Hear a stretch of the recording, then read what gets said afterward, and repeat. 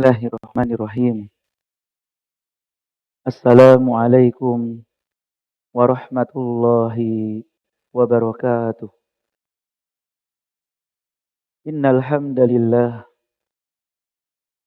nahmaduhu wa nasta'inuhu wa nastaghfiruh. Wa na'udzu billahi min shururi anfusina wa min sayyiati a'malina. May yahdihillahu fala mudhillalah wa may yudlilhu fala hadiyalah. Asyhadu an la ilaha illallah wahdahu la syarikalah wa asyhadu anna Muhammadan abduhu wa rasuluh. Allahumma salli wa sallim wa barik ala abdika wa rasulika Muhammad wa ala alihi wa ashabihi wa man tabi'ahum bi ihsanin ila yaumiddin, amma ba'd. Bapak dan Ibu kaum muslimin dan muslimat yang semoga dirahmati dan dimuliakan Allah Subhanahu wa taala. Marilah kita senantiasa memuji dan bersyukur kepada Allah Subhanahu wa taala atas segala nikmat dan karunia yang Allah berikan kepada kita semua. Terutama nikmat agama. Di samping dari nikmat dunia, terutama yang harus kita syukuri sekali adalah nikmat agama. Karena nikmat agama ini hanya diberikan kepada orang-orang yang Allah cintai saja. Kalau nikmat dunia, harta, jabatan, Allah berikan kepada yang Allah cintai maupun yang Allah benci. Orang-orang kafir, ahli maksiat, mereka diberikan oleh Allah dunia. Meskipun Allah benci sama mereka. Tapi keimanan, ketakwaan, ya taufik hanya diberikan oleh Allah Subhanahu wa taala kepada hamba-hambanya yang Ia cintai. Maka ketika Allah menjadikan kita sebagai seorang muslim, seorang mukmin, seorang pengikut setia Nabi Muhammad sallallahu alaihi wasallam, kita harus banyak bersyukur dengan menjaga hidayah tersebut. Dan hadirnya kita di majelis ilmu Bapak Ibu adalah tanda Allah mencintai kita. Allah menginginkan kebaikan bagi kita. Allah ingin kita hidup di atas hidayahnya. Man yuridillahu bihi khairan yufaqihu fiddin. Barang siapa yang Allah inginkan kebaikan baginya dalam kehidupan pribadinya, kehidupan keluarganya, Allah akan jadikan ia paham, mengerti tentang perkara agamanya.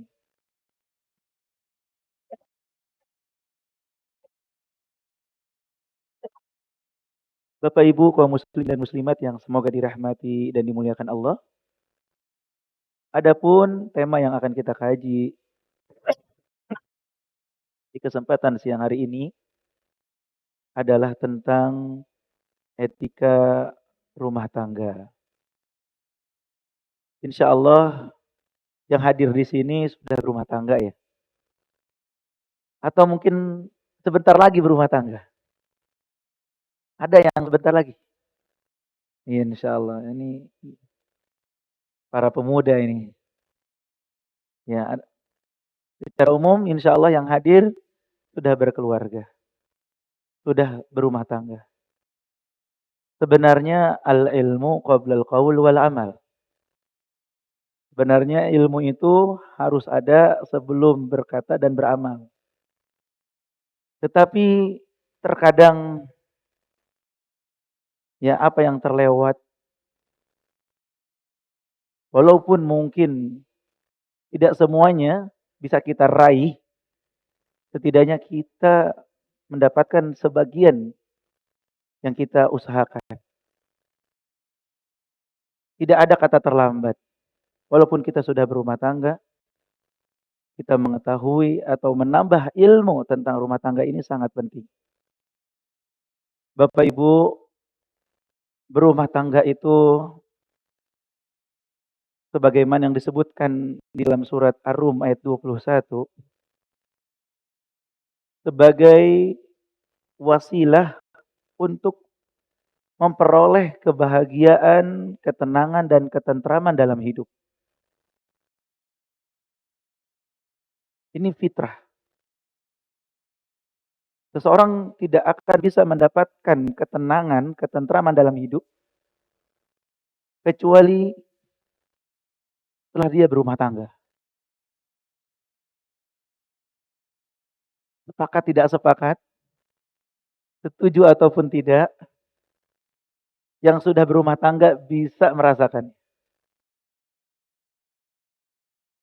Dalilnya Allah Subhanahu wa taala berfirman surat Ar-Rum ayat 21 tadi, "Wa min ayatihi an khalaqalakum min anfusikum azwaja litaskunu ilaiha wa ja'ala bainakum mawaddatan wa rahmah inna fi dzalika laayatil liqaumin yatafakkarun." Dan di antara tanda-tanda kebesaran dan kekuasaan Allah adalah Dia menciptakan untuk kalian pasangan-pasangan, istri-istri bagi para lelaki, suami-suami bagi para wanita. Di antara tanda kebesaran Allah adanya pasangan yang Allah sediakan bagi kita. Supaya kalian cenderung dan merasa tentram, nyaman kepadanya, pada lawan jenis tersebut, kepada pasangannya. Dan dia menjadikan di antara kalian rasa kasih dan sayang. Rasa cinta, rasa sayang di antara kalian. Kemudian ditegaskan di akhir, sesungguhnya pada yang demikian itu benar-benar terdapat tanda-tanda kebesaran Allah bagi orang-orang yang berpikir.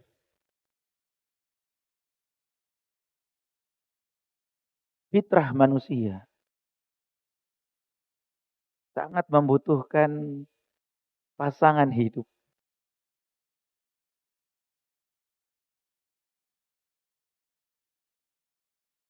Tidak bisa sendiri.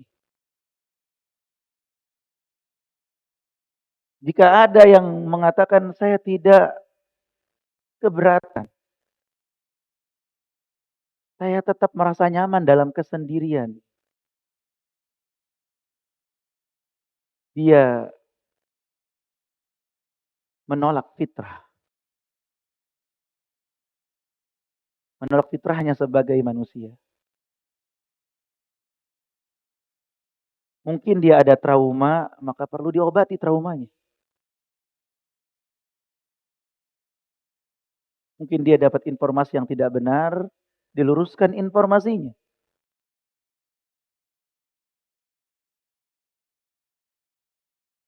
Allah Subhanahu wa taala berfirman di dalam surat Ali Imran ayat yang ke-14. Zuyyina linnas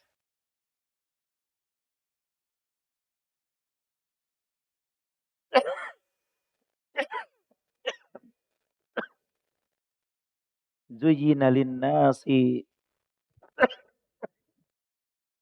hubbu syahawati minan nisa wal banin wal qanatiril muqantarati minadz zahabi wal fiddah wal khailil musawwamati wal an'ami wal harth dzalika mata'ul hayatid dunya wallahu indahu husnul ma'ab.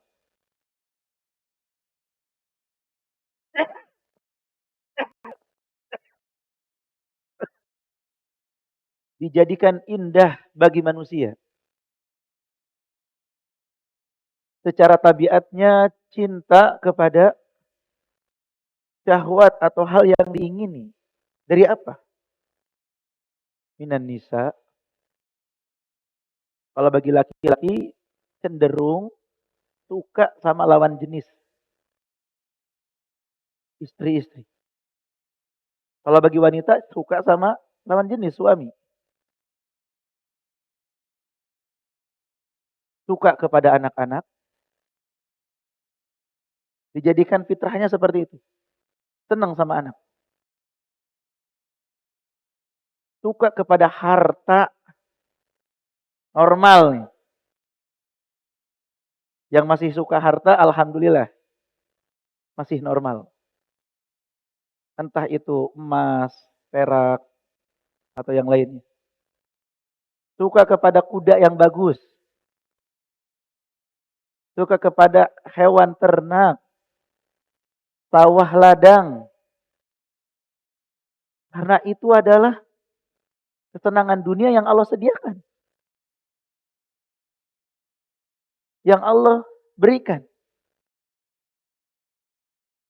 Ya, walaupun tentunya apa yang ada di sisi Allah di akhirat itu lebih baik daripada itu semua. Tetapi sebagai manusia yang normal suka terhadap hal-hal yang disebutkan tadi, di antaranya adalah pasangan-pasangan. Maka berumah tangga, menikah adalah kebutuhan yang tidak bisa ditolak oleh manusia. Kecuali orang yang rusak fitrahnya. Bahkan termasuk sunnah Rasulullah, kata Rasulullah. Termasuk jalan Rasulullah. Sampai beliau mengatakan, "Faman raghiba an sunnati falaisa minni." Siapa yang enggak suka dengan sunnahku, di antaranya menikah, bukan golonganku.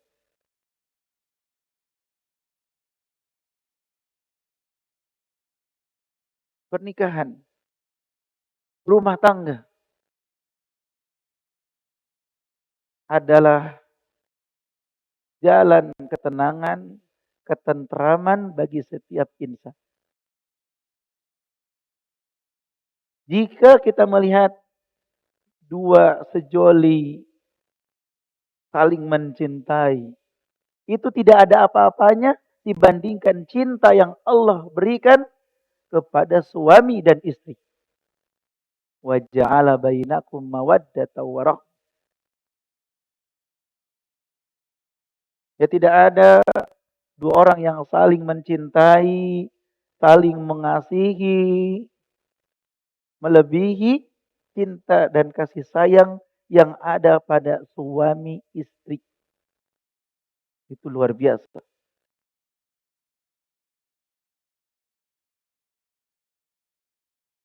Tidak ada alasan yang dibenarkan untuk menunda menikah bagi yang sudah siap. Rasulullah sallallahu alaihi wasallam bersabda, "Ya ma'syarasy syabab, man istata'a minkumul ba'a falyatazawwaj fa innahu aghaddu lil basar wa ahsanu lil farj." Wahai para pemuda, siapa di antara kalian yang sudah siap menikah, hendaklah segera menikah. Yang sudah siap.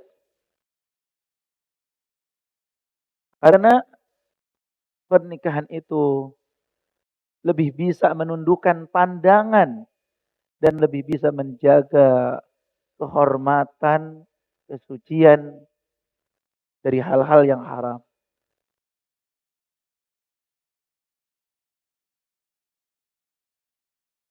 Dan orang yang menikah telah menyempurnakan setengah dari imannya. Falyattaqillah fi nisfil baqi.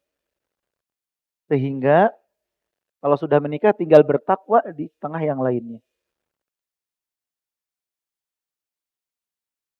Mungkin ini perlu diingatkan agar tidak ada orang yang menunda-nunda nikah jika sudah siap, baik laki-laki maupun wanita. Karena hanya satu di antara dua golongan orang yang enggan menikah. Yang sudah siap tapi nggak mau nikah, itu antara dua. Kata Umar bin Khattab radhiyallahu anhu. Siapa mereka? Yang pertama, dia seorang yang fajir.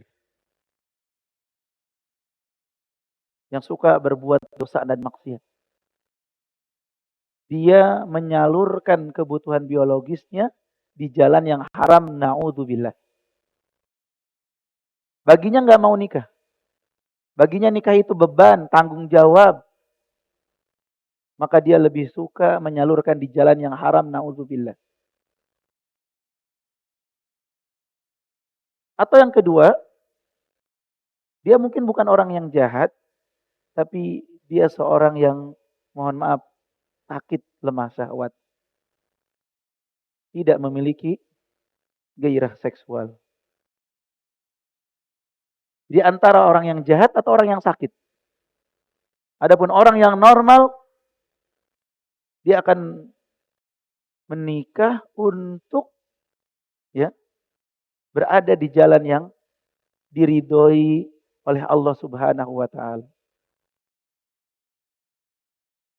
Nah, bagaimana etikanya agar memang pernikahan yang kita idamkan itu benar-benar menjadi kenyataan. Yang menjadi sumber ketenangan dan ketentraman seperti yang Allah sebutkan dalam surat Ar-Rum ayat 21 tadi. Maka berikut ya beberapa etika yang harus kita perhatikan. Yang pertama, Bapak Ibu, mempersiapkan diri sendiri terlebih dahulu. Yang mau menikah, ada yang harus dia perhatikan adalah memantaskan diri terlebih dahulu. Memantapkan dan mempersiapkan dengan sebaik-baiknya untuk menjadi seorang suami, untuk menjadi seorang istri yang baik.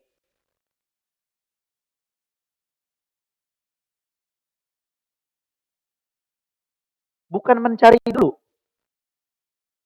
tetapi lihatlah diri sendiri. Sebagian orang, saya tidak siap dan tidak terus bersiap.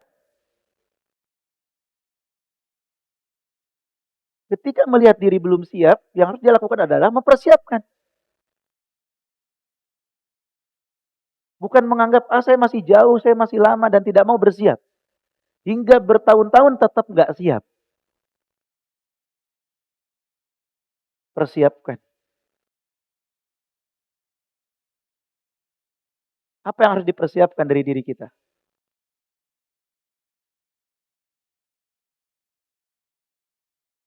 Yang pertama yang harus dipersiapkan, ilmu syar'i.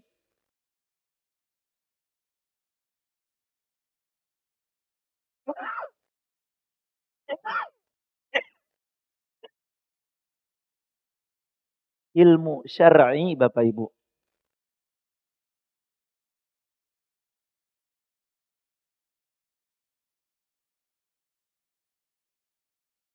Ilmu agama.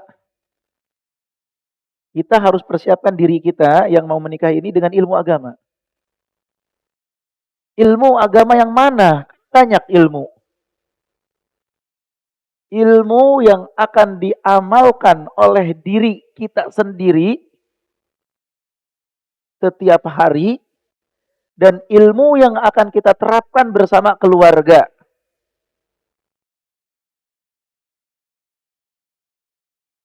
Pertama, ilmu yang akan kita amalkan untuk diri kita sendiri. Dari bangun tidur sampai tidur lagi. Ilmu bagaimana kita berwudu yang benar. Bagaimana sholat yang benar sesuai dengan sunnah Rasul. Bagaimana kita membaca Al-Quran. Ya, ilmu-ilmu yang akan kita praktekkan pada diri kita sendiri.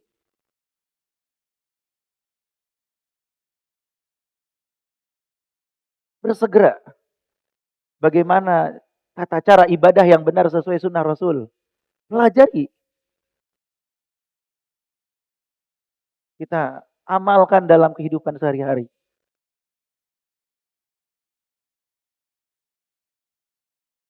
Kemudian ilmu yang berkaitan dengan keluarga, ya, seperti kajian tentang suami istri seperti ini, tentang rumah tangga. Apa hak suami? Apa hak istri? Apa kewajiban masing-masing? Apa yang harus dilakukan oleh suami jika istri begini dan begitu? Apa yang dilakukan oleh istri ketika suami begini dan begitu? Pelajari ilmunya.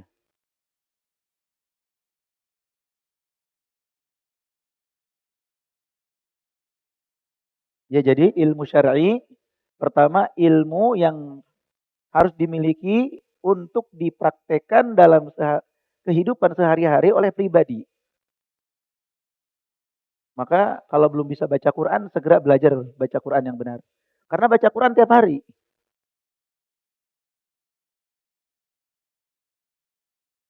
Jangan dulu melamar kalau belum bisa baca Quran. Jangan dulu nyari akhwat kalau belum bisa baca Quran. Jangan dulu kirim biodata kalau belum bisa baca Quran. Belajar baca Quran dulu. Belajar tata cara wudhu dan sholat yang benar. Ya, ilmu syar'i harus dipelajari. Diri kita harus punya bekal ilmu. Untuk diri kita, untuk berumah tangga nantinya.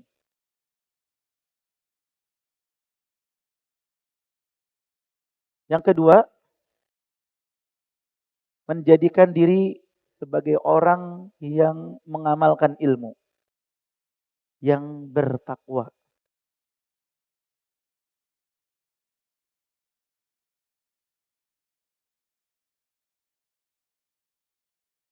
Coba kita lihat ilmu-ilmu yang kita pelajari, yang kita hadir di majelis ilmu, yang kita catat, yang kita pahami. Sudahkah kita mengamalkan, mempraktekkan? Amalkan, berusaha.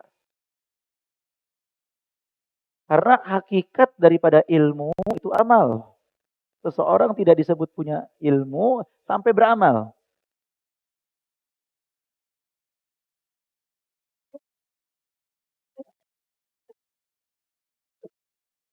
Imam Udail bin Iyad rahimahullah mengatakan, la yazalu alimun jahilan ma lam ya'mal bi'ilmi.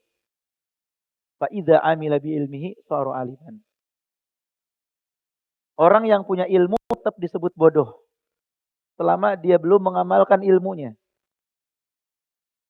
Kalau dia sudah mengamalkan ilmunya baru disebut punya ilmu.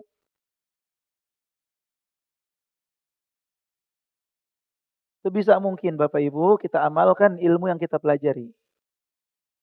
Para salaf terdahulu mereka menghafal ilmu dengan cara mengamalkannya. Karena ilmu kalau tidak diamalkan akan hilang. Maka berusaha untuk mengamalkan.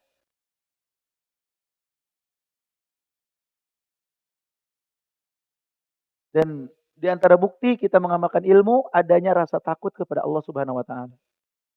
Innama yakhsyallaha min ibadihil ulama. Sesungguhnya yang takut kepada Allah di antara hambanya orang-orang yang berilmu. Mereka takut kepada Allah.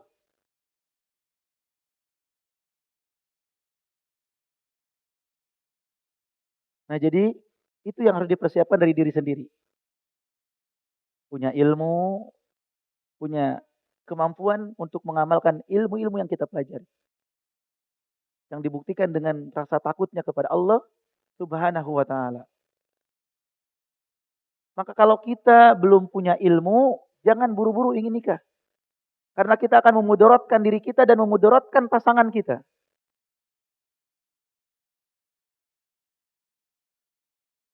Kalau kita melihat diri kita ini belum punya ilmu, baru masuk Islam, baru hijrah, baru taubat, jangan buru-buru nikah. Bekali dulu dengan ilmu. Lebih banyak belajar dulu. Jangan sambil-sambilan. Karena yang akan kita bawa itu bahtera rumah tangga yang akan mengarungi gelombang samudra. Akan banyak ujian di tengah jalan. Jika bukan ilmu yang akan menjaga kita dan keluarga kita, apalagi? Bersabar, belajar dulu, perbaiki diri dulu.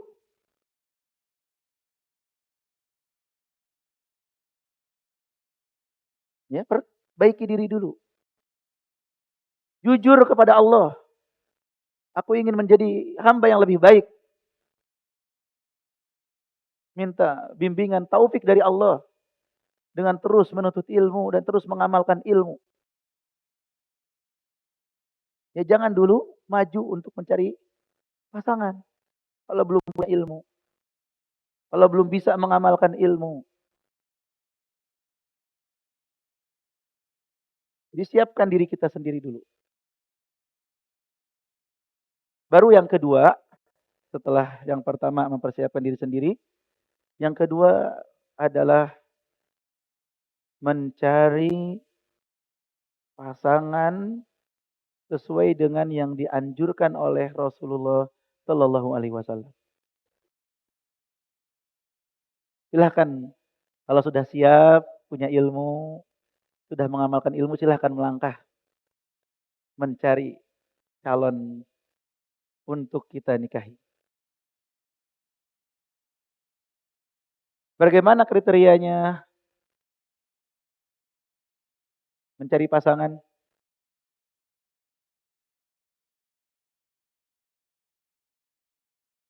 Rasulullah Shallallahu Alaihi Wasallam bersabda, tunkahul mar'atu li arba. Biasanya wanita itu dinikahi karena 4 perkara. Biasanya. Secara umum, manusia ingin menikahi wanita karena 4 hal. Lijamaliha, limaliha, lihasabiha, walidiniha. Biasanya ingin menikahi wanita karena dia cantik. Setuju nggak, Pak? Setuju. Kedua, karena dia kaya. Punya banyak harta. Setuju nggak? Setuju-setuju aja. Yang ketiga, karena keturunan bagus, ningrat, darah biru. Anak bangsawan. Dan yang keempat, karena agamanya.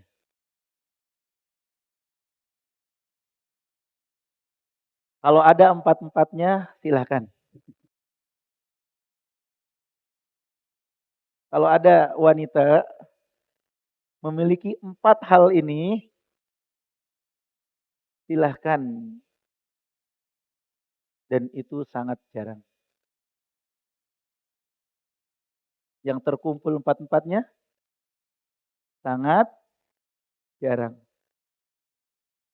Kadang cantik, tapi kurang bagus agamanya. Kadang keturunannya bagus, tapi kurang cantik. Cantik, keturunannya bagus, tapi ya kurang bagus agamanya atau kurang bagus akhlak. Ada sisi-sisi yang kurang.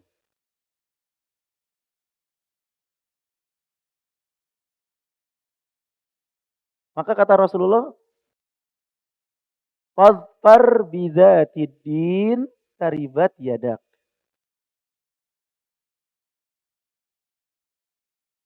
Silahkan saja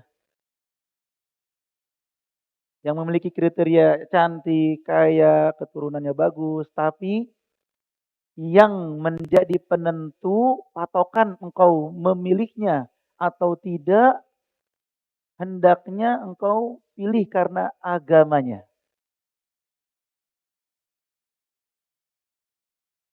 Maka engkau akan beruntung. Artinya, jika engkau tidak memilih karena agama, engkau akan merugi. Hati-hati. Lawan daripada untung adalah rugi. Mau untung, pilih seseorang karena agamanya.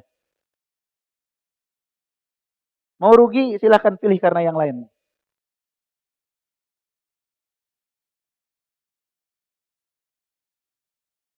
Bukan berarti nggak boleh cantik, kaya, keturunan bagus. Tetapi jadikan sebagai penentu ya atau tidak adalah agama.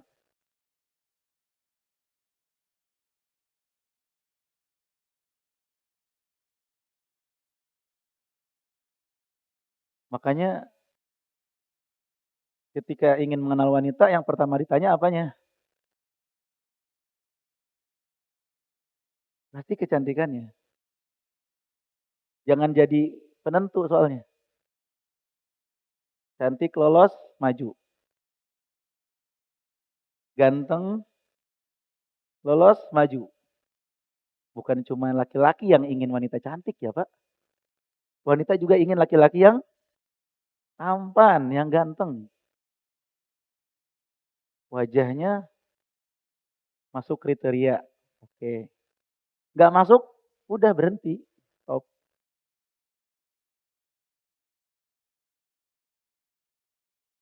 Tinggal panjang lebar. Tapi ketika sudah masuk, berikutnya. Bagaimana keturunannya? Bagaimana hartanya? Anda setuju apa enggak? Keturunannya begini, Anda setuju enggak? Kalau Anda nggak setuju, ya udah nggak usah lanjut. Hartanya begini, setuju enggak? Nggak setuju, nggak usah lanjut. Tapi ketika Anda lanjut, nanti ditentukan oleh yang terakhir ini. Agama. Kalau agama, maka ini penentu. Agamanya bagus apa enggak? Tadi udah lolos semua yang tadi. Jadi tidak perlu pusing-pusing lagi. Tinggal ditentukan agamanya bagus apa enggak. Ternyata agamanya enggak bagus. Bapak mau maju atau enggak? Maju enggak? Yang jangan nih. Dia cantik, Pak. Keturunannya juga bagus. Hartanya juga lumayan. Sayang agamanya enggak bagus.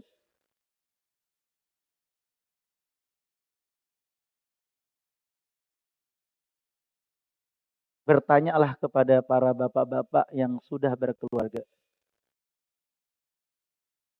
Apa yang terjadi ketika seorang wanita yang katanya cantik, tetapi nggak memiliki agama yang bagus? Apakah si bapak itu merasa bahagia? Tidak nurut sama suaminya, tajam lisannya, genit dan centil sama laki-laki lain, tidak bisa diatur, agamanya nggak bagus. Apakah merasa bahagia si bapak punya istri yang katanya cantik? Bertanyalah sama mereka. Rata-rata jawabannya kecantikannya hilang. Ketika seorang wanita tidak solehah, cantiknya itu hilang. Tidak lagi menjadi penyejuk mata. Walaupun orang-orang bilang cantik. Jangan heran kalau ada pasangan ganteng dan cantik tapi kok bercerai ya.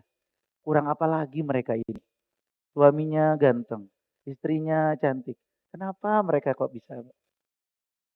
Karena penentu kebahagiaan bukan masalah fisik saja. Bukan masalah ya, ketampanan atau kecantikan saja. Fadfar bidzatid taribat yada. Pilihlah karena agamanya engkau akan beruntung.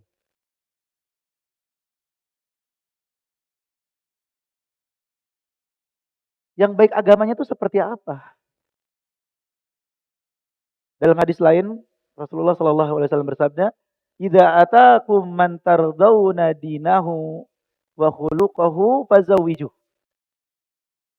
Kalau datang lelaki yang kalian ridhoi agamanya, kalian ridhoi akhlaknya, segera nikahkan.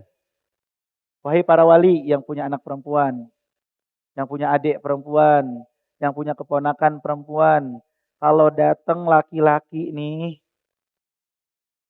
ngelamar putrinya, ngelamar adiknya, ngelamar ponakannya, dan kalian kenal laki-laki itu dengan baik sebagai orang yang bagus agamanya dan akhlaknya, segera nikahkan, kata Rasulullah. Seperti apa yang bagus agama dan akhlak itu? Kebaikan agama tadi disebutkan dalam hadis, man yuridillahu bihi khairan yufaqihu fiddin. Siapa yang Allah inginkan baik baginya, Allah akan jadikan dia ngerti tentang perkara agamanya. Orang yang baik agamanya adalah orang yang mengerti ilmu agama dan mengamalkan ilmunya. Makanya tadi di awal kita persiapkan diri itu dengan ilmu dan amal.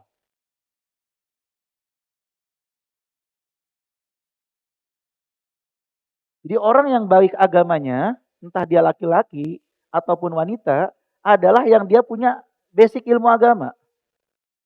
Entah dia lulusan pesantren ataupun tidak pesantren, tapi rajin ngaji, rajin menuntut ilmu, dia punya ilmu agama, dan nampak praktek pada dirinya. Bagaimana dia mempraktekkan ilmu agamanya?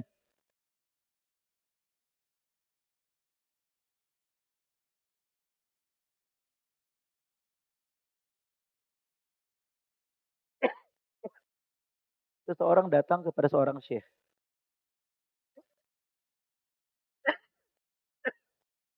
ingin melamar putrinya, ingin melamar putrinya. Maka minta waktu 1 bulan. Tidak diajak bicara, tidak ketemu, tidak apa. Pokoknya menghilang aja sebulan. Setelah sebulan berlalu, syekh itu datang ke pemuda tadi. Engkau yang waktu itu mau melamar putri saya. Mohon maaf selama sebulan ini saya berusaha mencari informasi sedetail-detailnya tentang dirimu. Gimana keseharian si pemuda itu diteliti sama si calon bapak akhwat tadi. Gimana kesehariannya? Gimana ibadahnya? Gimana takutnya kepada Allah? Gimana rajinnya menuntut ilmu? Gimana dia bersama keluarganya, bersama teman-temannya, pergaulannya, kemana perginya, dan seterusnya. Dan selama sebulan itu tidak didapati dari pemuda itu kecuali kebaikan. Sehingga dinikahkan dengan putrinya.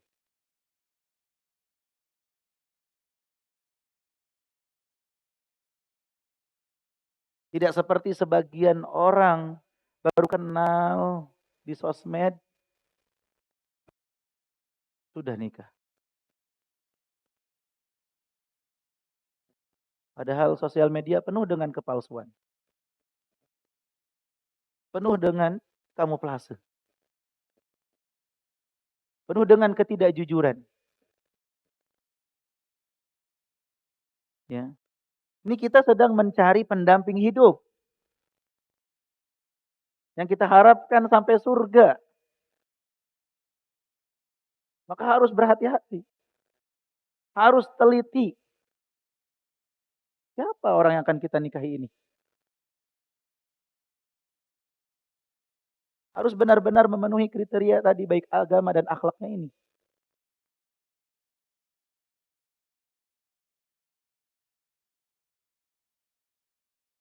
Sebagian pemuda, di mana saya harus mencari yang seperti itu? Kayaknya susah sekali. Yang pertama yang harus dia temukan pada dirinya sendiri. Pada dirinya sendiri terlebih dahulu.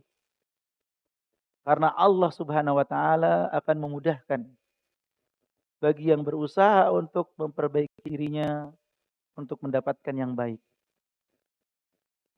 Karena at-thayyibat lit-thayyibin wal khabithat lil khabithin. Wanita yang baik untuk laki-laki yang baik, wanita yang buruk untuk laki-laki yang buruk. Allah akan pertemukan insyaallah. Allah akan mudahkan jalannya untuk mendapatkan seseorang yang memiliki kriteria tersebut. Jadi harus memilih pasangan dengan detail secara teliti, ya, kenal baik, cari informasi sebaik-baiknya. Kemudian Bapak Ibu, jika kita tidak bisa mendapatkan kriteria yang sempurna,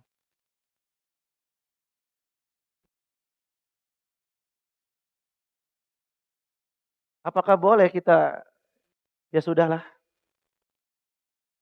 sebagian kriteria saja. Jadi yang harus kita pahami, ada kriteria minimal, ada kriteria maksimal. Maksimal terserah. Tapi kriteria minimal ini yang tidak boleh dilewatkan. Yaitu yang kau ridhoi agama dan akhlak. Itu kriteria minimal. Mungkin dia nggak begitu kaya, mungkin dia nggak begitu tampan atau cantik, tetapi agamanya sudah memenuhi kriteria minimal, maka bismillah.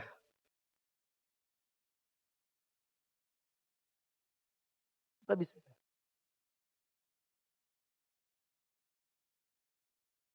Bagaimana dengan laki-laki? Apakah harus kaya? Rasulullah SAW menyebutkan tadi dalam hadis, syarat mereka menikah itu manistata'a minkumul ba'ah. Siapa yang sudah siap, mampu. Nah, kemampuan apa di situ? Kemampuan finansial untuk biaya pernikahannya, untuk kehidupan setelah pernikahan.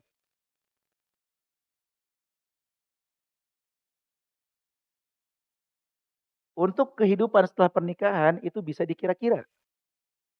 Kebutuhan sewa rumah atau sewa kontrakan, kebutuhan makan, bisa dikira-kira. Berapa, Pak?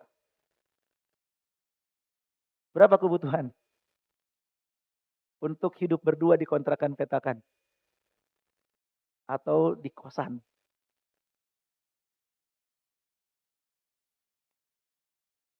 Ya. Mungkin di Jakarta beda dengan daerah Bekasi atau daerah yang lainnya. Katakanlah masih ada yang harganya 700.000 sebulan. Itu sewanya. Kemudian untuk makan berapa? 50.000 sehari berdua. 1,5. Untuk listrik dan lain-lain 500. Kasihlah. Ya, 2.700.000 misalnya. Artinya dia penghasilannya sebulan 3 juta misal. Bisa nggak nikah?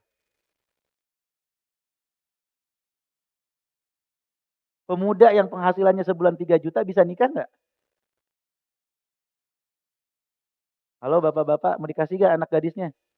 Ini penghasilannya 3 juta nih. Insya Allah itu sudah bisa hidup berumah tangga. Adapun biaya awal nikah itu kemudahan dari pihak wanita. Aktsaru barokatin nisa aisaruha. Wanita yang paling berkah, yang paling banyak berkahnya, yang paling mudah maharnya. Sesuai dengan kemampuan laki-laki berapa? Ya. Kalau emas 2 gram itu 1 juta, 1 gramnya 500, ya maka dengan biaya 2 juta sudah dapat mahar. Walimah kata Rasulullah, aulim walau bisa. Bikin walimah walaupun dengan 1 ekor kambing. Harga 1 kambing berapa? Hah? 1 kambing. Jakarta berapa ya? Kalau di daerah pinggiran sana 2,5 juta ada. 2 juta gitu. Nah itu. Masaklah kambing. Sate sama sop. Undang tetangga untuk makan. Walimahnya 3 juta. Maharnya 2 juta. Kasih uang 5 juta buat biaya nikah. Bisa enggak? Saya punyanya segini. Dan saya penghasilan per bulan 3 juta.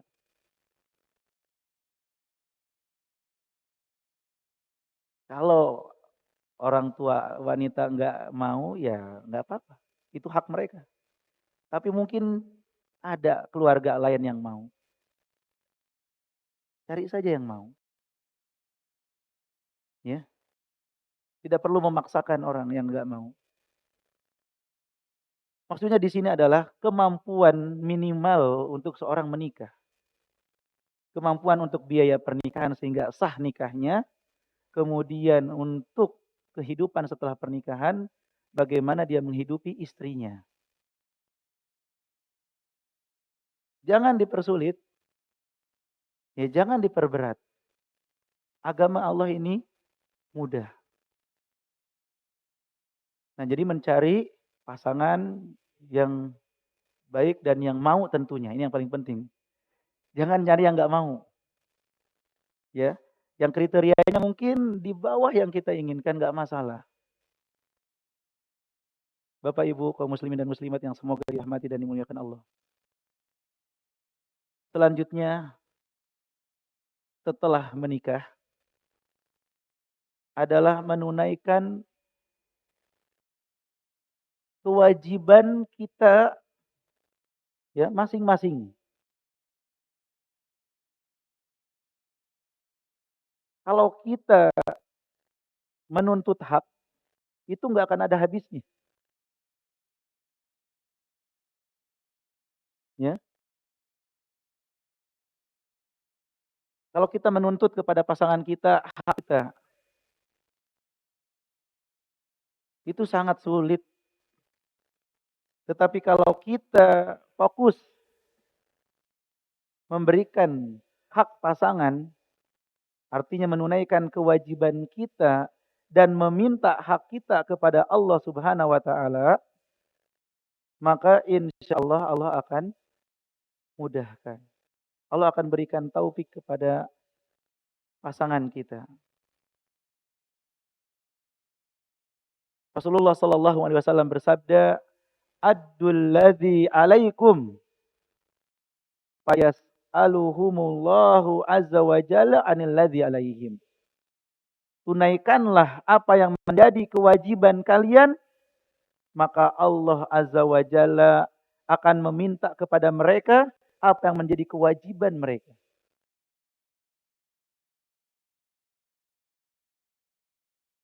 Jangan setelah kita menikah langsung kita tuntut pasangan kita, kamu harus begini begini begini begini begini begini. Saya berhak ini, saya berhak itu, saya berhak ini, saya berhak itu, saya berhak ini. Terus yang disebutkan hak diri sendiri. Justru kita harus fokus apa kewajiban saya sebagai suami, apa kewajiban saya. 1, 2, 3, 4.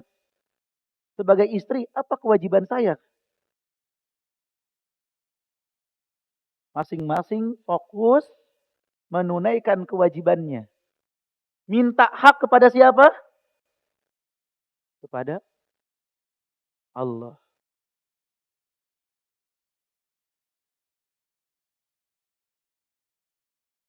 Minta hak kepada Allah. Jadi awali dengan menunaikan kewajiban kita secara maksimal. Berikan hak-hak pasangan kita.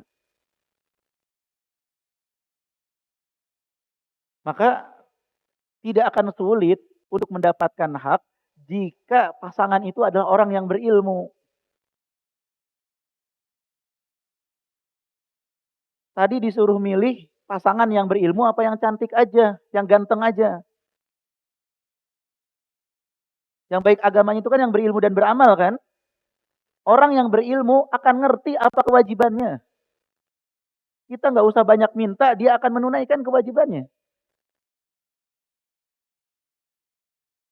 Beruntunglah orang yang dapat pasangan berilmu dan beramal.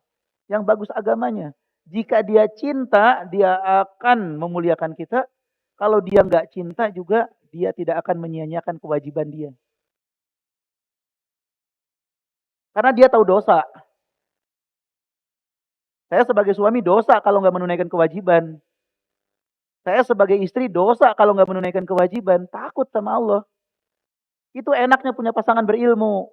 Itu enaknya punya pasangan yang bagus agamanya.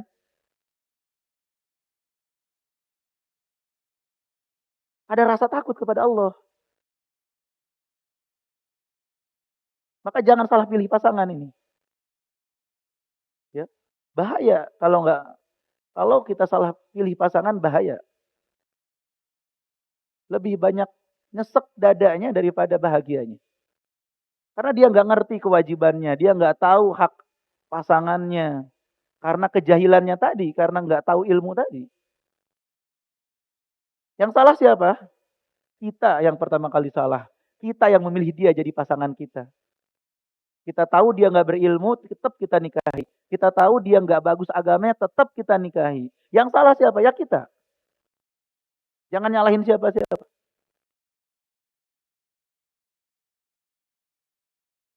Nah, maka kalau pasangan sudah berilmu, sudah ngerti kewajibannya, kita fokus menunaikan kewajiban kita dan minta kepada Allah hak kita.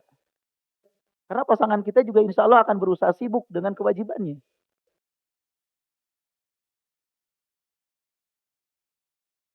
Wanita yang berilmu, yang bagus agamanya, akan tahu hadis Nabi, "Idza shallatil mar'atu khamsaha wa shamat syahraha wa hafizat farjaha wa ata'at zaujaha qila laha udkhulil jannah min ayyi abwabil jannati syi'ti."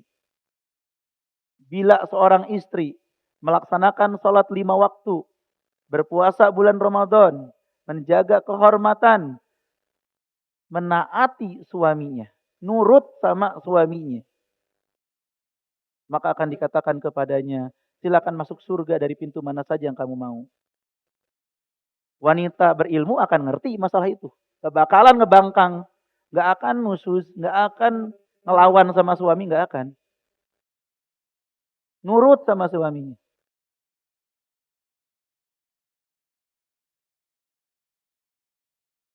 Dan demikian juga lelaki yang berilmu akan selalu berbuat baik kepada istrinya. Ya. Di mana Nabi Shallallahu Alaihi Wasallam berwasiat, ini uharriju haqqad du'ifain al yatim wal mar'ah. Sesungguhnya aku mengharamkan hak dua orang yang lemah, anak yatim dan istri atau wanita. Sampai kata Rasulullah, istausu bin nisa'i khaira. Kalian wahai laki-laki, berwasiatlah kalian untuk berbuat baik kepada para wanita.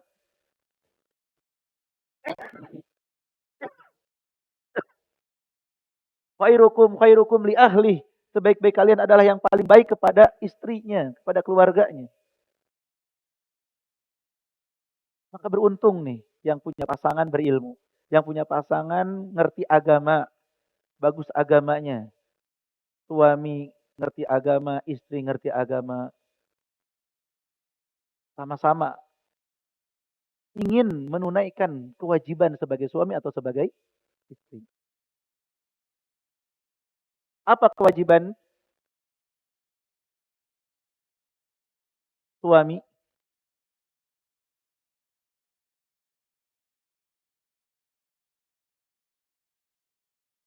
Yang pertama, berlaku baik kepada istri.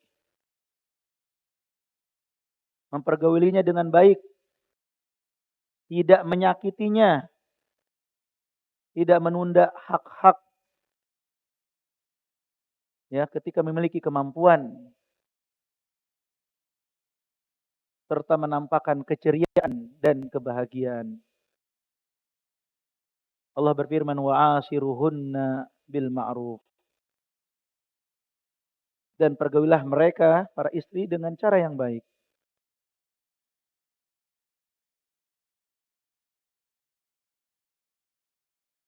Ya, jadi wajib hukumnya seorang suami bersikap baik kepada istri.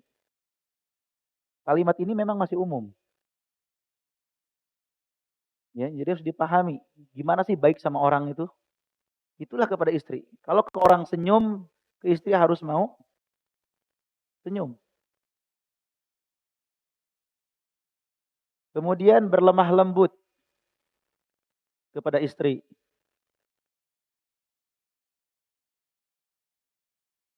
Bercanda. Sampai-sampai Rasulullah itu pernah mengajak istrinya Aisyah berlomba, lomba lari. Dan Rasulullah sengaja membiarkan Aisyah menang. Supaya senang istrinya. Sampai ketika Aisyah sudah mulai gemuk, suatu ketika lomba lari lagi. Rasulullah yang menang. Kata Rasulullah, ini balasannya waktu itu.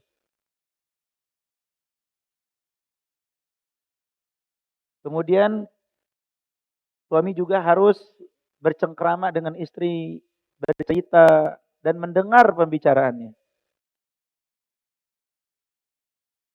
Dengar curhatannya. Ya walaupun kadang-kadang mungkin kita ngantuk. Ya kita sabar. Kita dibikinin kopi aja kalau kita ngantuk. Tolong bikinin kopi biar nggak ngantuk denger ceritanya. Ya, dengerin aja istri cerita. Aisyah pernah cerita tentang ya beberapa jenis keluarga. Panjang sekali ceritanya. Dan Rasulullah dengerin.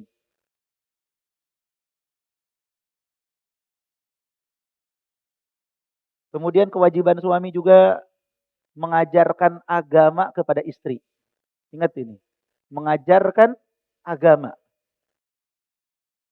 Ngajarin ngaji, baca Quran, ngajarin tata cara wudhu, tata cara sholat, tata cara ibadah yang lain, mengajari tauhid, ya, bagaimana supaya istri lebih tawakal, supaya istri lebih ya berharap sama Allah, tidak putus asa dari rahmat Allah, diajarin. Nah, disinilah suami harus punya ilmu agama. Karena faqidu syai' la yu'ti. Orang yang nggak punya nggak bisa ngasih. Bagaimana bisa ngajarin istri kalau suaminya sendiri minim agama? Harus punya ilmu supaya bisa ngajarin istri. Para istri juga, para wanita nyari suami itu yang bisa ngebimbing. Jangan kemudian malah, biar saya aja ngebimbing suami saya. Ini kebalik. Cari suami yang mau, yang bisa ngebimbing istri. Ya, bukan sebaliknya mau ngebimbing suami.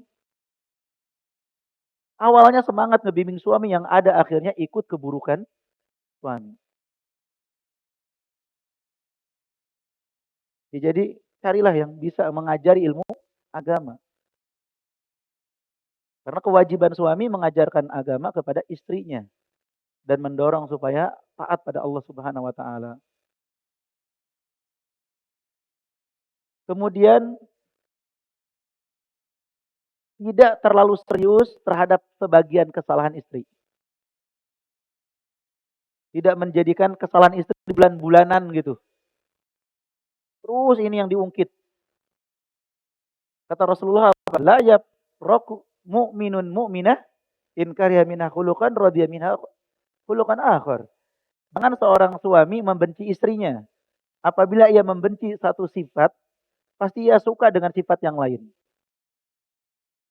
Benci istri yang orok, tapi suka dengan dia yang pinter masak misalnya.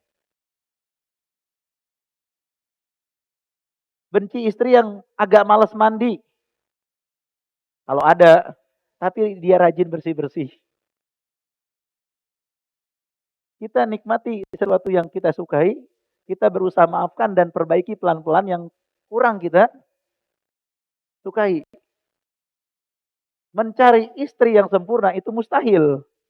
Pasti banyak kekurangannya. Maka kita harus bisa memaafkan. Tidak menyakiti dengan memukul wajahnya atau menjelek-jelekannya. Gak boleh KDRT. Ya, apalagi mukul wajah. Haram hukumnya. Kata Rasulullah, wala tadribul wajha wala tuqabbih. Jangan kau memukul wajah dan jangan menjelekannya. La yajlidu ahadukum imra'atahu jaldal 'abd tsumma yujami'uha fi akhiril yaum. Jangan salah seorang di antara kalian mencambuk istrinya layaknya ia mencambuk budak, kemudian di penghujung hari dia mencambuknya. Udah marah-marah sama istrinya, ujung-ujungnya di malam hari ngerayu.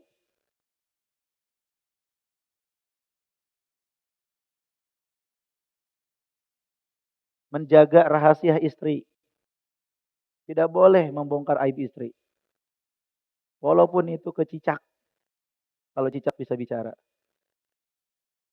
Ya, biarkan aib istri ini yang tersembunyi, kita perbaiki, kita benahi. Jangan kita umbar ke keluarga kita, apalagi ke teman-teman kita. Menjaga kesucian atau kehormatannya. Dengan apa? Dengan mendatanginya. Yang butuh biologis itu bukan cuma laki-laki aja. Wanita pun sama.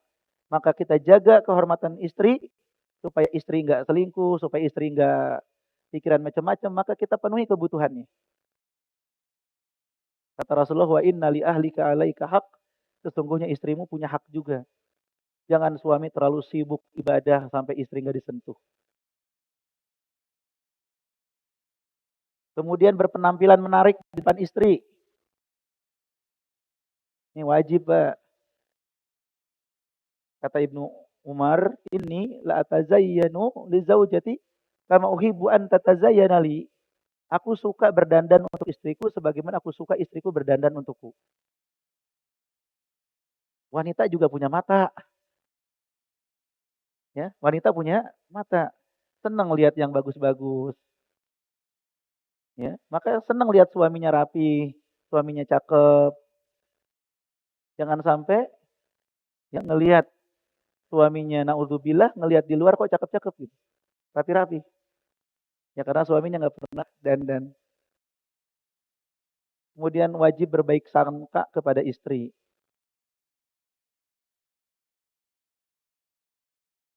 Ini kewajiban suami ya. Apa kewajiban istri? Kita fokus pada kewajiban masing-masing. Tadi para suami sudah tahu kewajibannya. Sekarang apa kewajiban istri? Yang pertama adalah taat, nurut sama perintah suami. Ini hak yang paling besar. Ini kewajiban istri yang paling besar itu nurut sama suami. Ketika Rasulullah ditanya tentang wanita ahli surga, beliau menjawab, allati tuti'u idza amar wa tasurru idza nadhar wa tahfaduhu fi nafsiha wa malih. Yang nurut kalau diperintah, kalau disuruh nurut. Menyenangkan jika dipandang dan menjaga dirinya dan juga harta suaminya. Apakah nurut kepada suami itu mutlak atau pada perkara yang nggak melanggar syariat saja? Jawabannya, taat istri pada suami hanya pada perkara-perkara yang baik, yang tidak melanggar syariat. Jika melanggar syariat tidak boleh taat sama suami tersebut. Kata Rasulullah, la ta'ata fi ma'siyatillah, innama ta'atu fil ma'ruf. Tidak ada ketaatan dalam bermaksiat kepada Allah. Ketaatan itu hanyalah dalam hal yang ma'ruf. Jadi yang baik-baik aja. Kalau suami nyuruh maksiat, nyuruh yang enggak sabar, jangan dituruti. Suami nyuruh nyolong jambu tetangga, jangan. Suami nyuruh belikan racun, ya, membunuh, tetap yang membunuh, jangan dituruti. Jangan bang, itu bisa membunuhmu bang. Ntar tenggorokannya bolong lagi. Ya jangan dituruti. Hal yang bermaksiat nggak boleh dituruti. Atau suami minta berhubungan ketika istri haid, maka jangan turuti. Atau melalui maaf duburnya, maka jangan dituruti. Segala hal yang bertentangan dengan syariat, yang mengandung maksiat, tidak boleh dituruti. Tapi perkara yang lain, wajib untuk dituruti. Ya, jadi harus taat sama suami. Apalagi kalau diajak untuk berhubungan suami istri. Jangan ditunda-tunda. Suami mintanya malam, jangan ditunda besok pagi. Suami mintanya pagi, jangan ditunda nanti sore. Itu suami pusing. Ya, kalau boleh jedotin kepalanya ke tembok, mungkin suami bakal jedotin kepala ke tembok gitu. Ya bingung kalau istrinya sudah nolak. Makanya malaikat melaknat seorang wanita ketika diajak suaminya ke kamar tapi dia nggak mau. Ya harus nurut. Apalagi dalam masalah hubungan suami istri. Dan ketika ingin berpuasa sunnah harus izin suaminya dulu. Ya takutnya suaminya minta di siang hari. Ya dan tidak tahu. Maka kasih tahu suamiku besok izin puasa sunnah ya. Gitu. Kemudian kewajiban istri juga melayani dan membantu suami serta anak-anak. Kata Asma binti Abu Bakar, aku melayani semua keperluan rumah tangga Zubair bin Awam suaminya. Ia memiliki seekor kuda, aku yang merawatnya. Aku mencarikan rumput dan memberinya minum, menjahit, dan segala macamnya. Sampai pada perkara yang seperti itu. Tetapi tentunya pada batasan-batasan yang wajar. Ya, suami butuh dicucikan bajunya, disetrikakan, sepatunya dibersihkan, dan lain sebagainya. Maka dibantu, dilayani. Jangan merasa sebagai pembantu. Karena istri itu lebih mulia daripada pembantu. Jangan merasa terhina ketika melayani suaminya. Sungguh itu kemuliaan bagi seorang istri. Kemudian kewajiban istri juga berterima kasih dan bersyukur pada suami. Ya, ucapkan terima kasih suamiku atas nafkah yang diberikan, atas perhatian dan segala kebaikannya. Jangan kufur nikmat. Kebanyakan wanita masuk neraka disebabkan apa? Kufur nikmat pada suaminya. Mengatakan suami nggak pernah berbuat baik sedikit pun. Kemudian berhias dan berdandan untuk suami. Karena sebaik-baik wanita adalah yang enak dilihat oleh suaminya. Kemudian qanaah, merasa cukup dengan harta pemberian suami. Tidak banyak mengeluh dan meminta tambahan nafkah di luar kemampuan suami. Tidak melakukan hal yang menyakiti atau membuat suami marah. Serta memperlakukan mertua dan kerabat suami dengan baik.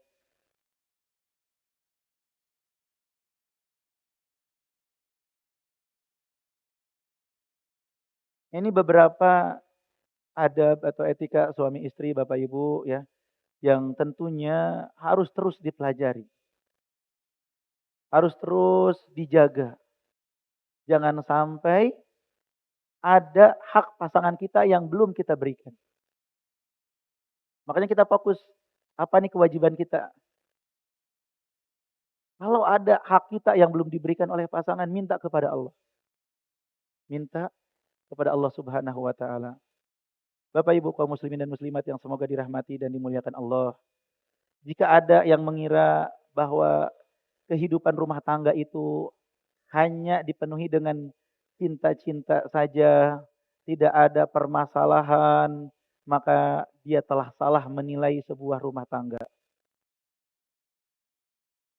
Ya, karena dalam setiap rumah tangga pasti akan diuji oleh Allah Subhanahu wa taala. Suatu alamiah dan lumrah adanya perselisihan antara suami istri. Selama masih dalam batas-batas yang logis. Keluarga Nabi, keluarga Rasulullah. Rasulullah pernah marah sama istrinya. Bahkan Rasulullah pernah memisahkan diri dari mereka selama 1 bulan.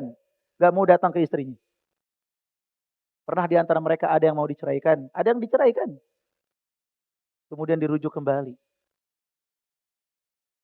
Ya, sehingga kalau ada yang mengatakan rumah tangga mana yang bebas dari perselisihan, sungguh rumah yang bersih dari perselisihan adalah rumah yang bermasalah. Kalau rumah tangga Rasulullah saja diuji seperti itu, istrinya yang minta tambahan nafkah lah, Rasulullah marah dan seterusnya, maka rumah tangga kita pun akan diuji. Nah, maka bagaimana kita menyikapinya? Sabar, sabar, dan jangan malu untuk mengucapkan kepada pasangan kita, mohon maaf, saya yang salah. Itu saja. Semoga bermanfaat apa yang kita kaji di kesempatan ini. Mungkin ada pertanyaan dari Bapak dan Ibu sekalian sebelum ditutup, dipersilahkan. Silakan. Waalaikumsalam warahmatullahi.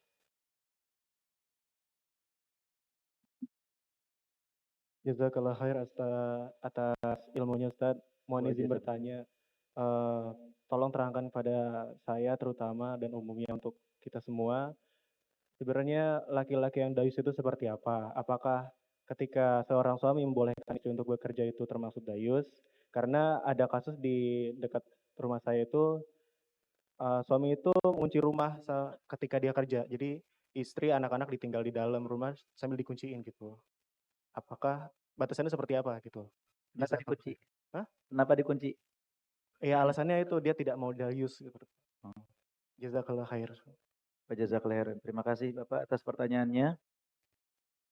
Lelaki dayus adalah yang tidak merasa cemburu ketika istrinya melakukan hal-hal yang diharamkan Allah Subhanahu wa taala. Ketika istrinya menampakkan aurat, dia tidak merasa cemburu dan marah. Ketika istrinya bebas bergaul dengan lawan jenis, dia tidak merasa cemburu dan marah. Ya, termasuk ketika istrinya bermaksiat pada Allah. Dia melihat kemungkaran dilakukan oleh istrinya dan dia diam aja. Itulah laki yang dayus. Ya.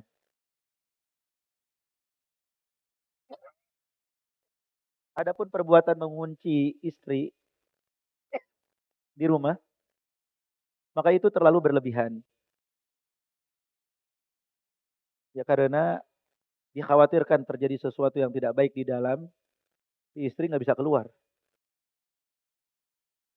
Ya. Jadi istri memang harus izin suami ketika keluar. Jika keluarnya itu bukan sesuatu yang dimaklumi, yang di luar kebiasaan dan si suami tidak mengizinkan. Adapun sesuatu yang dimaklumi dan suami tahu dan suami pun mengizinkan secara umum, maka itu tidak perlu untuk izin lagi. Contoh, beli kebutuhan ke warung. Setiap suami tahu kalau kebutuhan rumah habis, bumbu habis, tahu istrinya pasti mau kemana lagi? Pasti ke warung gitu. Ya, atau ada kebutuhan lain. Maka si suami sudah mengizinkan.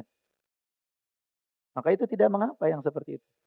Tapi kalau dia keluarnya itu ya untuk sesuatu yang bukan rutinitas, sesuatu yang jarang, misalnya ya berkumpul dengan teman-temannya, reuni atau apa, maka harus izin bersama kepada suaminya.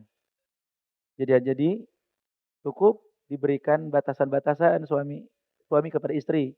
Bagaimana dia keluar rumah, ya, yang mana yang boleh, mana yang tidak boleh. Kalau dikunci, dia khawatirkan terjadi sesuatu, naudzubillah bakaran atau apa dan kesulitan untuk keluar. Wallahu a'lam bishawab.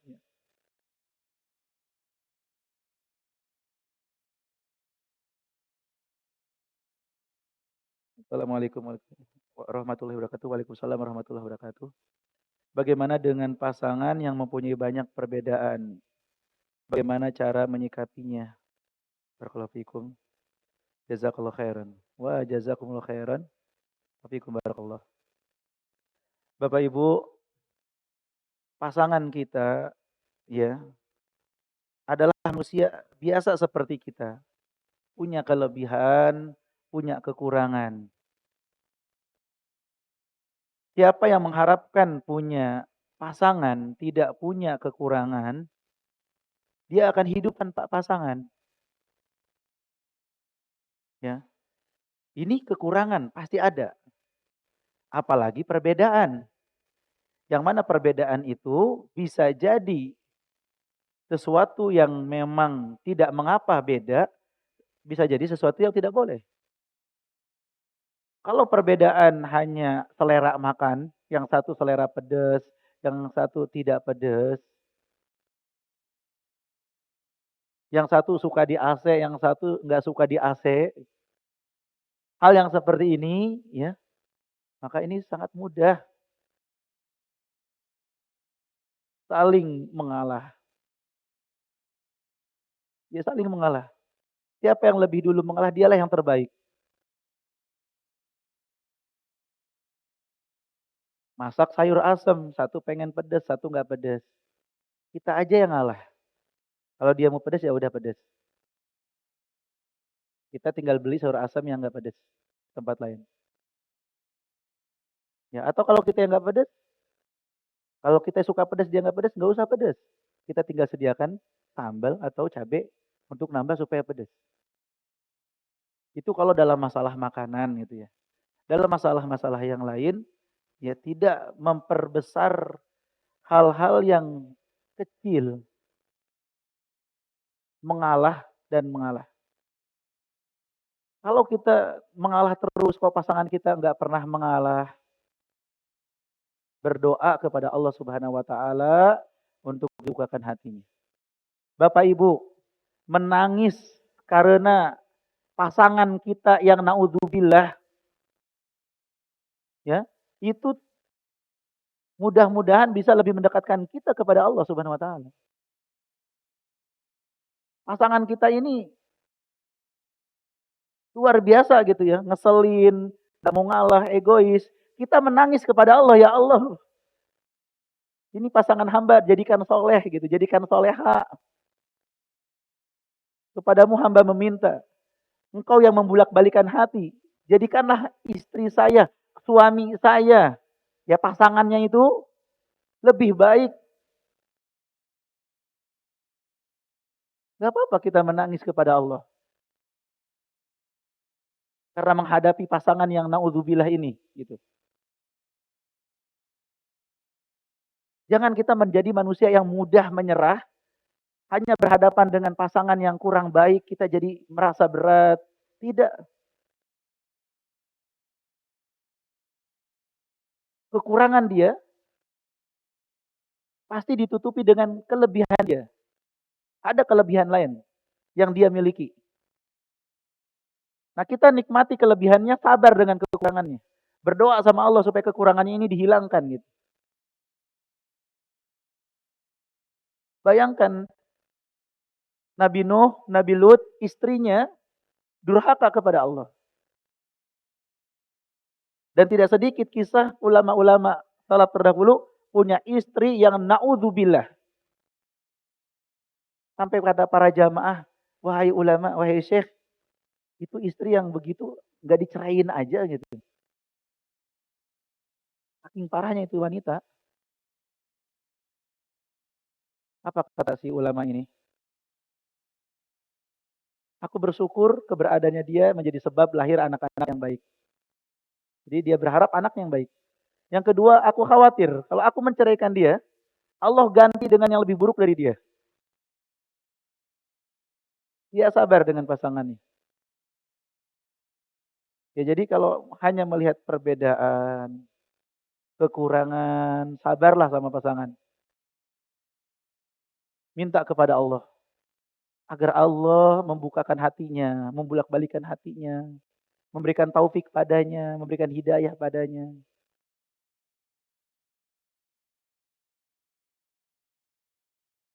Sudah terlambat, kita tidak perlu membicarakan masa lalu, memilih dia.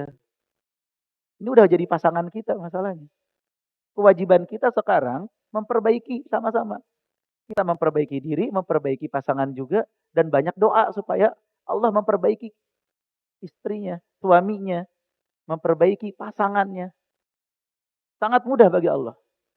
Sangat mudah bagi Allah untuk menyadarkan hambanya.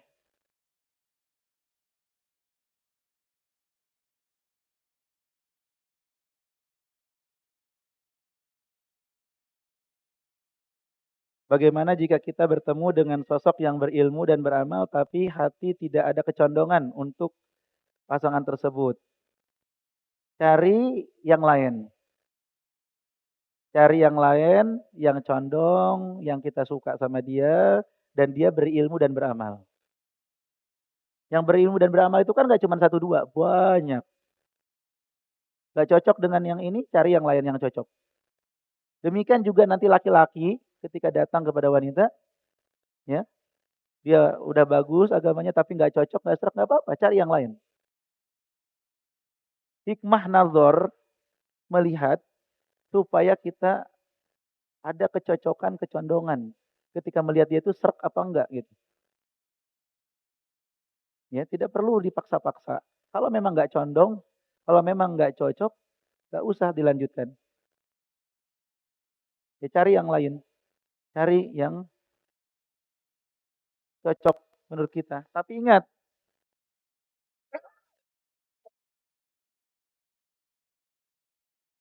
jangan sampai kita termakan oleh kriteria yang terlalu ribet yang kita buat sendiri.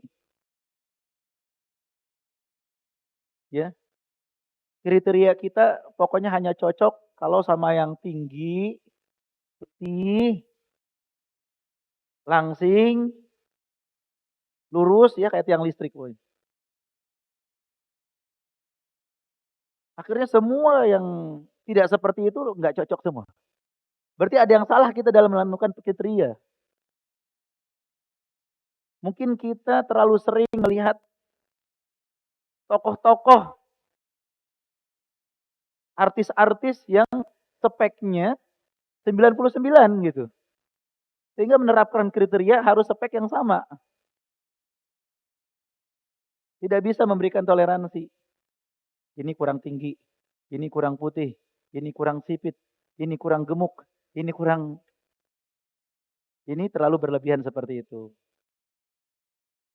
Ya, jadi kita juga dalam menentukan kriteria itu coba lihat. Setidaknya hati kita nggak lari lah dari dia gitu. Cakep enggak, tapi setidaknya nggak lari banget lah. Coba lihat dia ketika dia lagi senyum kali, ketika lagi senyum agak-agak lumayan gitu.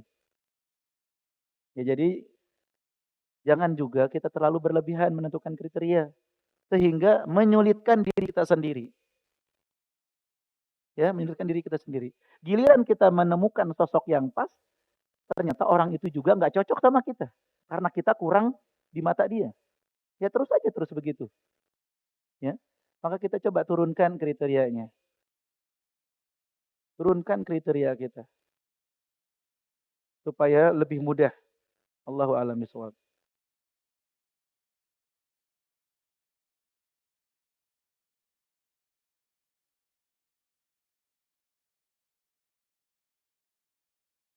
Mengapa kita sulit mengamalkan ilmu? Apa penghalang kita tidak bisa mengamalkannya? Yang pertama, Su'ul qasdi, buruknya tujuan, buruknya niat. Penghalang ilmu itu yang pertama niatnya nggak benar. Hadir ke majelis ilmu kan harus untuk menghilangkan kebodohan dari diri kita, dari orang lain, untuk beramal. Tapi sebagian orang hadir majelis ilmu karena kepentingan duniawi. Hanya ingin cari komunitas, hanya ingin rame-rame, hanya ingin seru-seru, hanya ingin eksis, ya, hanya ingin bisnis. Aneka ragam tujuan orang datang ke majelis ilmu. Maka niatnya harus diluruskan. Niatnya harus diluruskan. Yang kedua, maksiat. Nurullah la yuhda lil asi. Cahaya Allah itu tidak akan diberikan kepada yang bermaksiat. Maksiat itu yang membuat kita jadi berat untuk mengamalkan ilmu.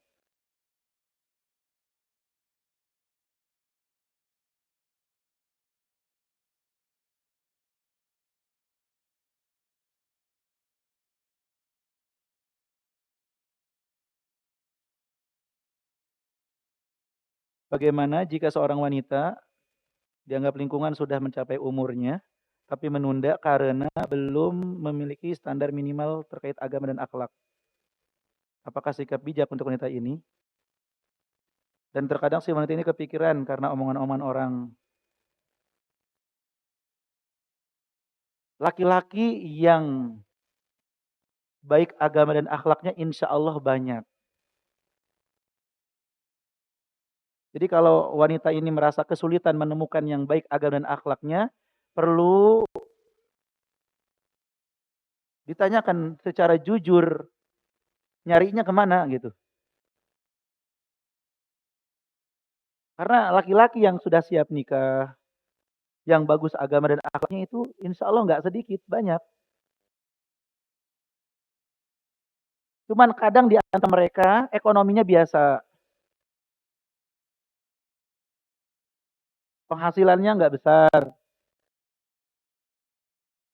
belum punya rumah, belum punya mobil. Atau ada di antara mereka wajahnya biasa. Nah sekarang maukah si wanita ini kepada laki-laki agama dan akhlaknya bagus, tapi wajahnya kurang bagus, mungkin menurut dia kurang standar gitu, atau kekayaannya kurang banyak, mau tidak permasalahannya? Sama seperti laki-laki mengatakan saya belum ketemu yang soleha, yang soleha banyak, tetapi yang dia maksud belum ketemu yang soleha dan cantik dan langsing dan putih dan kaya dan lain sebagainya gitu. Kriteria yang terlalu sulit. Makanya sebagian biro jodoh, Anda mau mencari pasangan atau mau mencari kesenangan? Kalau mencari pasangan, kriteria minimal apa? Ya, itu akan lebih cepat.